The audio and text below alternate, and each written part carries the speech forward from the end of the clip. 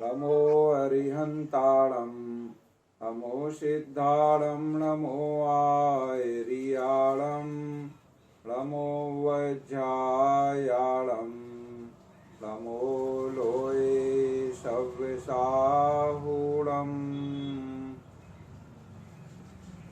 भारतीय ज्योतिष विद्या की कक्षा में आप सभी का स्वागत है।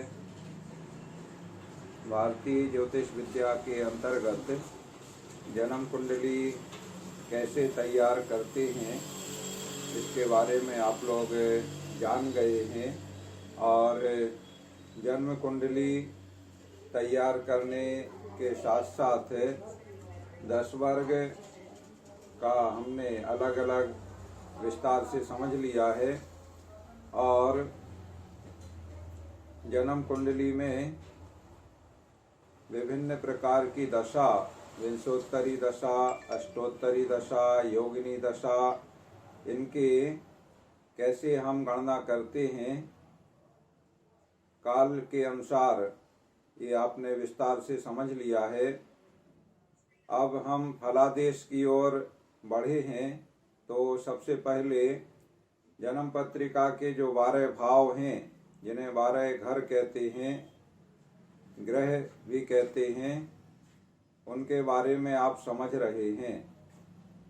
क्रम से आपने तनु भाव, जिसे लग्न भाव भी कहते हैं, जहाँ से प्रारंभ होता है, जिसमें लग्न लिखी जाती है, उसके बारे में आपने समझ लिया है। उसके बाद दूसरा भाव एंटी क्लॉक वाइज हम चलते हैं तो धनु भाव, धन भाव के बाद सहज, फिर सुहृद, 5वां पुत्र या मित्र, 6वां शत्रु का भाव और 7वां पत्नी का भाव, 8वां मृत्यु या आयु का भाव। यहाँ तक आप लोग जान लिए हैं। अब हम आगे बढ़ रहे हैं। 9वां भाव जो जन्म पत्रिका में चक्र में होता है उसे धर्म भाव विशेष रूप से कहते हैं और धर्म भाव इसे पुण्य या भाग्य भी कह सकते हैं।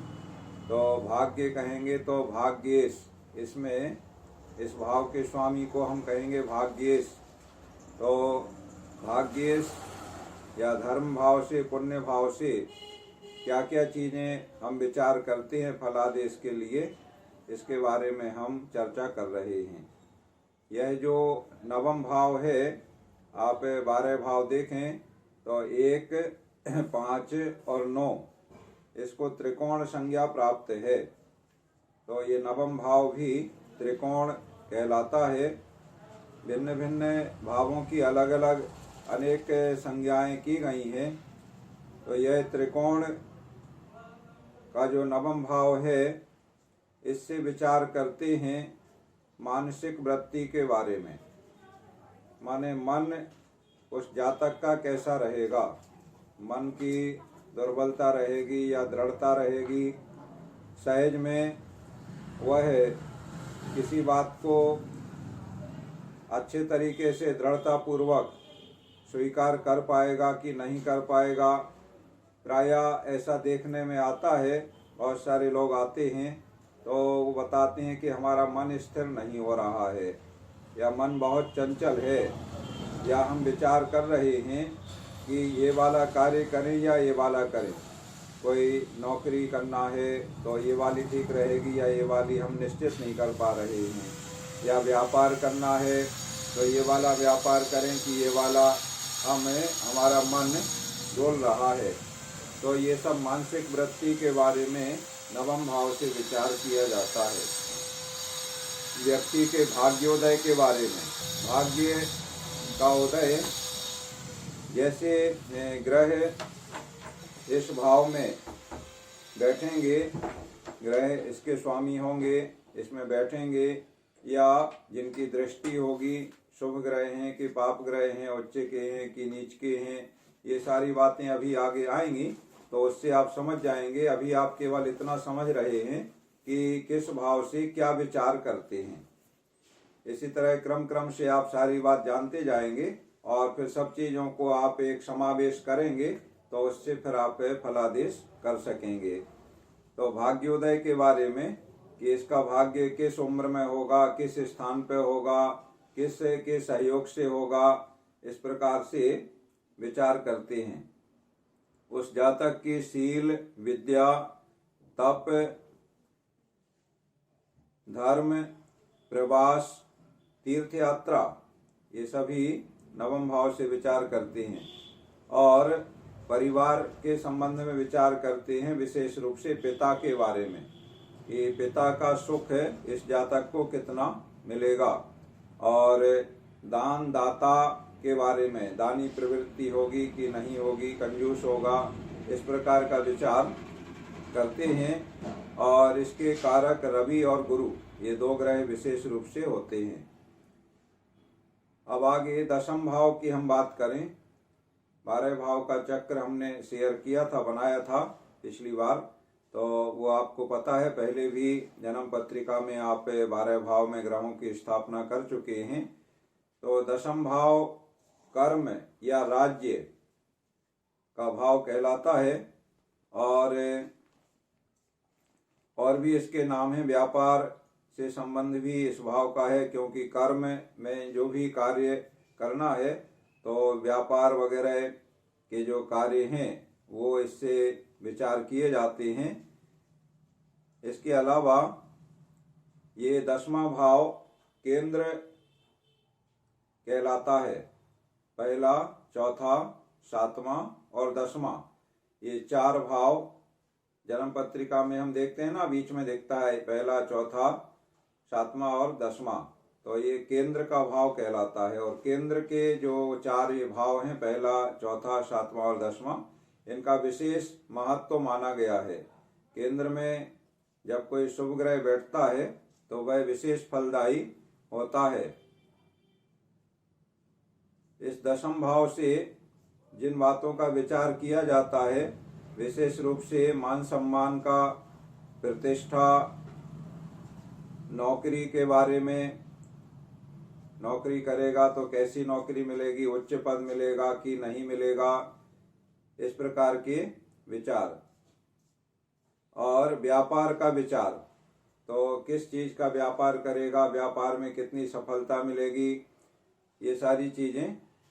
अधिकार और ऐश्वर्य भोग, कैसी इसको सुख सुविधाएं मिलेंगी, ये सारी चीजें दशम भाव से विचार करते हैं। कीर्ति लाभ, इसका मान सम्मान होगा तो यश कितना इसको मिलेगा। कई लोग बहुत अच्छा कार्य करते हैं फिर भी उनका नाम नहीं होता है, इस प्रकार की अपनी समस्याएं लेके आते हैं। लोग बताते हैं कि हम सबका भला करते हैं, इतना अच्छा काम करते हैं, फिर भी हमें कोई विशेष मान सम्मान या कीर्ति यश उसका नहीं मिलता है। तो वह चीज हम इस दशम भाव से पता कर सकते हैं कि किस कारण से ऐसा हो रहा है। तो कोई ना कोई ग्रह अगर उसमें विशेष इस प्रकार का फल संकेत कर रहे हैं तो उन ग्रहों को फिर हम कैसे, 2 प्रकार के विचार होते हैं। पहले सूचना सूचक है ज्योतिष शास्त्र, ऐसा आपको शुरू में बताया गया था, कारक नहीं है, माने ग्रह करते नहीं है, ग्रह केवल सूचना देते हैं। करना तो हमें ही पड़ता है, जातक को स्वयं ही करना पड़ता है और अपने किए का फल उसे प्राप्त होता है। तो वो क्या पहले पूर्व जन्मों में करके आया है, ये हम ग्रहों की चाल के अनुसार, ग्रहों की गणना के अनुसार, इन 12 भावों में ग्रहों की स्थिति के अनुसार जान जाते हैं। तो किस ग्रह से किस प्रकार की सूचना मिल रही है और उस प्रकार से अपनी प्रवृत्ति में, अपनी क्रिया में, आचरण में, विचारों में परिवर्तन करके या उस प्रकार की व्यापार आदि अन्य विधियों में परिवर्तन करके हम अशुभ को टाल सकते हैं और शुभ की वृद्धि कर सकते हैं। इसलिए ज्योतिष का विशेष महत्व है, इसलिए इसे दिव्य ज्ञान और दिव्य शास्त्र कहा गया है। नेतृत्व, नेता बनने के जो लक्षण होते हैं वो भी इस दशम भाव से हम ज्ञात कर सकते हैं कि नेतृत्व करने की क्षमता इस जातक में कितनी है, ये कर सकेगा या नहीं।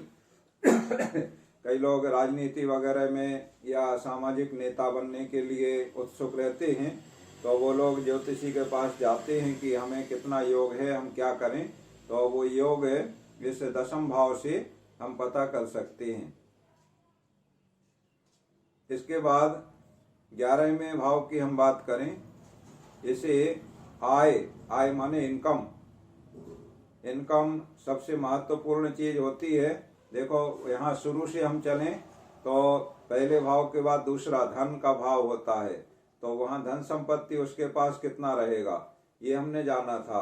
और यहाँ उल्टे हम चलें तो एक से हम उल्टे गए तो यहाँ व्यय और आय ऐसे 1 और 2 गिनेंगे, या क्रम से हम चले तो 11वें भाव में, तो इसमें आय माने रनिंग इनकम उसकी कितनी होगी, तो किस कार्य से इनकम होगी, कितनी इनकम होगी, इस प्रकार के विचार इसमें 11वें भाव से आय के बारे में विशेष रूप से विचार करते हैं। आय इनकम के साथ साथ जैसे पूर्व में हाथी घोड़ा इस प्रकार के ये सब धन माने जाते थे, गोधन गजधन आदि, तो उनके बारे में भी विचार किया जाता है।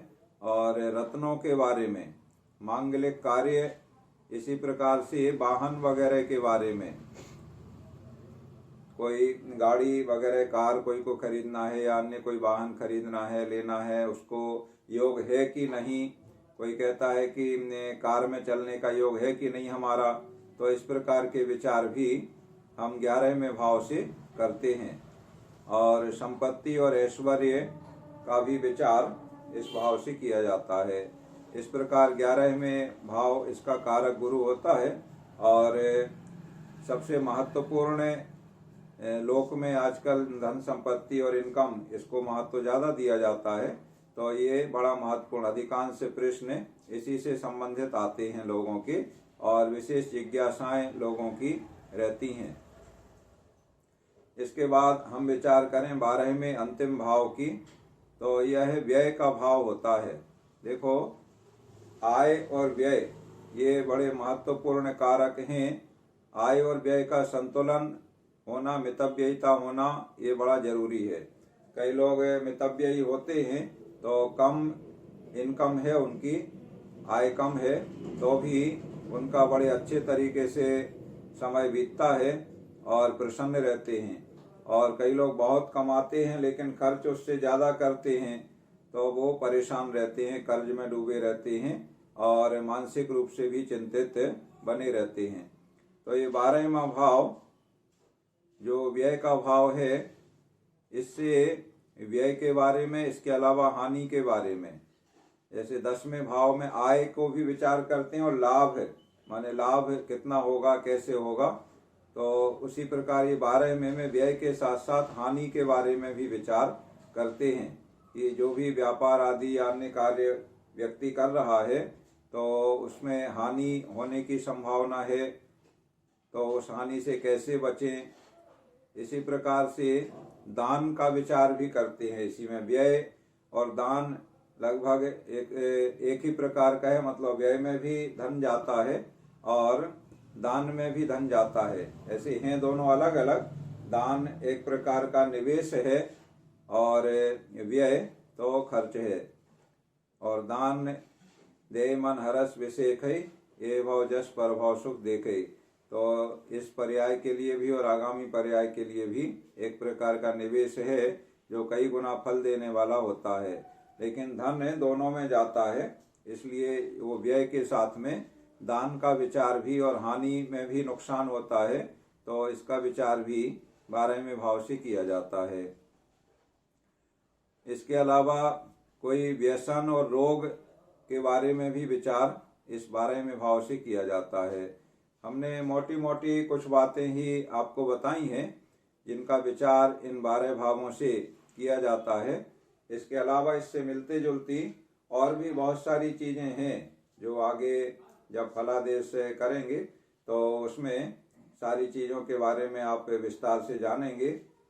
और अकेले भाव का जो बताया गया है कारक जिस नाम से उस भाव को जाना जाता है, केवल उससे ही उस पर निर्भर नहीं करता है, उसमें राशि कौन सी है इस पे भी निर्भर करता है।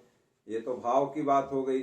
अब इस भाव में कौन सी राशि है, तो उन राशियों के बारे में भी, किस राशि का कैसा स्वभाव है, ये चीज भी हमें जानना होती है।